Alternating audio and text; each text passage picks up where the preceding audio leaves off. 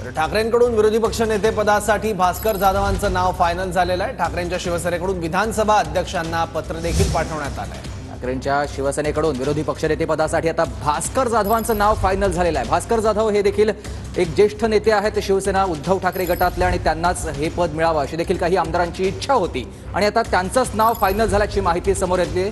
ठाकरेंच्या शिवसेनेकडून विधानसभा अध्यक्षांना या संदर्भातलं पत्र देण्यात आलेलं आहे। ठाकरे गटाचे आक्रमक नेते म्हणून भास्कर जाधवांना ओळखलं जातं। आणखी माहिती घेऊयात, आपले प्रतिनिधी दिनेश दुखंडे आता आपल्या सोबत आहेत। दिनेश, काय कारण भास्कर जाधव यांच्या नाव निश्चिती मागे?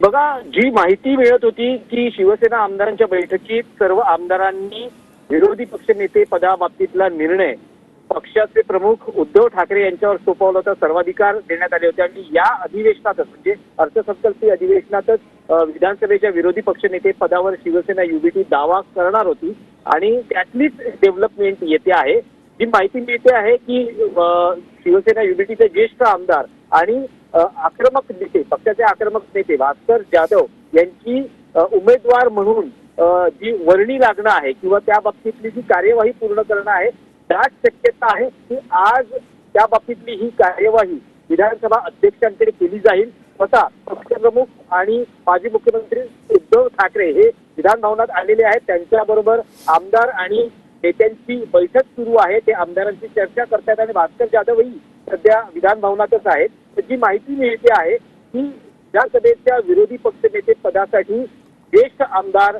भास्कर जाधव यांचं नाव पुढे करून त्या बाबतीतली कार्यवाही किंवा त्या बाबतीतलं जे पत्र आहे ते आज विधानसभा अध्यक्षांना दिलं जाईल आणि त्यानंतर पुढील कार्यवाही होईल। आणि ही माहिती मिळते की विधान परिषदेचं जे विरोधी पक्षनेते पद आहे ते काँग्रेसकडे जाईल आणि त्या ठिकाणी सतेज पाटील जे गटनेते आहेत त्यांची वर्णी लागण्याची शक्यता व्यक्त केली जाते आहे। नक्कीच धन्यवाद तुम्ही दिलेल्या या सविस्तर माहितीसाठी।